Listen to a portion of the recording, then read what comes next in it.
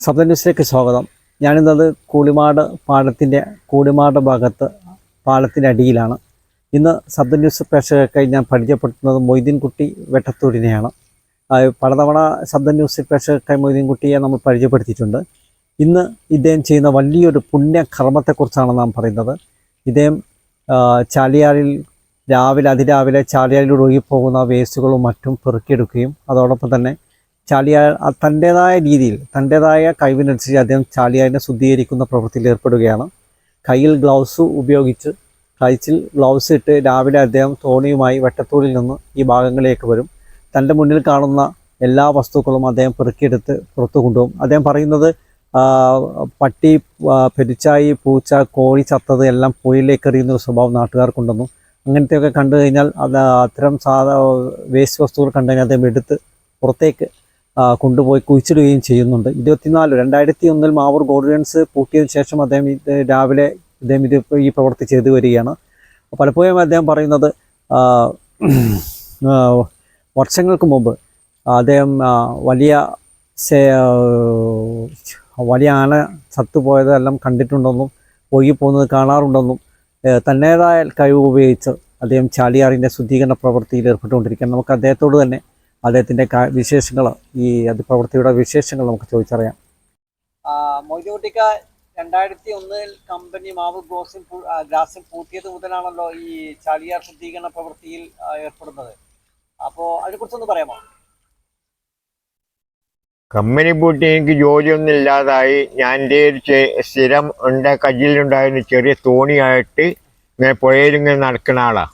നേരം വെളുത്ത് എന്ന് രാവിലെ 2 മണിക്കൂർ അങ്ങനെ നടന്നുകൊണ്ടിരിക്കും. അതിന്ന് കണ്ട എന്തെങ്കിലും എനിക്ക് പറ്റിയ സാധനം ഉണ്ടെങ്കിൽ എടുക്കും. പിന്നെ കാര്യമായിട്ട് ഞാൻ ഉദ്ദേശിക്കണേ, കണ്ട ചീഞ്ഞു നാറിയ വസ്തുക്കൾ ആരെങ്കിലും പുഴയിൽ എറിഞ്ഞിട്ടുണ്ടെങ്കിൽ എൻ്റെ കണ്ണിൽ അത് കണ്ടിട്ടുണ്ടെങ്കിൽ ഞാനത് വല്ല കൈകൊണ്ട് ഒരു ഗ്ലൗസൊക്കെ ഇട്ടിട്ട് വല്ല പിടിച്ചിട്ട് കരയിലൂടെ കൊണ്ടുപോയിട്ട് പുഴയായിട്ട് ബന്ധപ്പെടാത്ത സ്ഥലത്ത്, പെട്ടെന്ന് ആൾക്കാർ ശ്രദ്ധപ്പെടാത്ത സ്ഥലത്ത് കൊണ്ടുപോയി വെക്കുന്ന പണിയാണ് എനിക്കുള്ളത്. എങ്ങനെ വേസ്റ്റുകൾ ചെയ്യാറുണ്ട്. സാധാരണ പുഴയോടടുത്ത് താമസിക്കുന്ന ആളുകൾക്ക് വേസ്റ്റുകളൊക്കെ പുഴയിലെറിയുന്ന ഒരു ശീലം ഇപ്പോഴുണ്ടോ?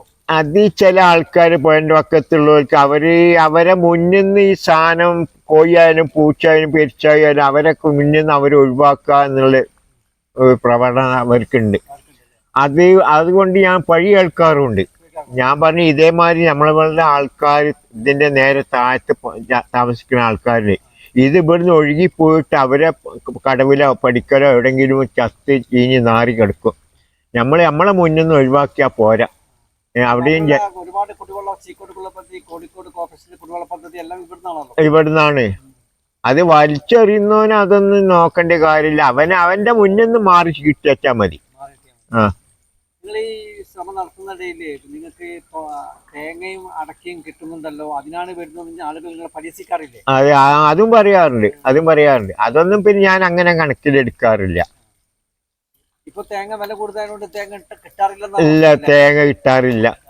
തേങ്ങ വീഴുന്നതിനും പിന്നെ ആളുകൾ തെങ്ങുമെന്ന് വരുമ്പോ തന്നെ ആൾക്കാർ പിന്നെ ഉടമ എണ്ണിട്ടാ താഴോട്ട് വീണേ. ഇല്ല. നിങ്ങൾ ഈ സമയങ്ങളിൽ നേരത്തെ പറഞ്ഞ പോലെ നിങ്ങൾ വലിയ ആനകളും അതുപോലെ കാട്ടുപോത്തും ഒക്കെ ചത്തൊഴുകി മുമ്പ് കണ്ടിട്ടുണ്ട്? കുറെ മുമ്പേ കണ്ടിട്ടുണ്ട്. ഇപ്പൊ അടുത്തൊന്നുമില്ല. ഇല്ല.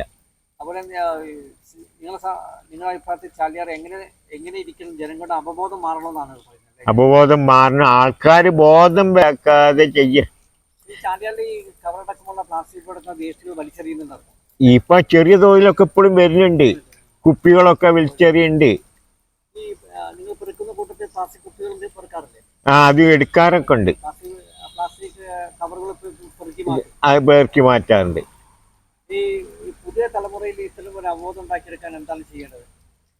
അതായത് പുഴയിലേക്ക് വലിച്ചെറിയരുത് എന്നുള്ള ബോധം എല്ലാവർക്കും എല്ലാം ഉണ്ട്. എന്നാലും കാണാതെ അറിയാന്നുള്ള ചെയ്യാന്നുള്ളതാണ്. എത്ര നേരം കാര്യങ്ങൾ പറഞ്ഞു വളരെ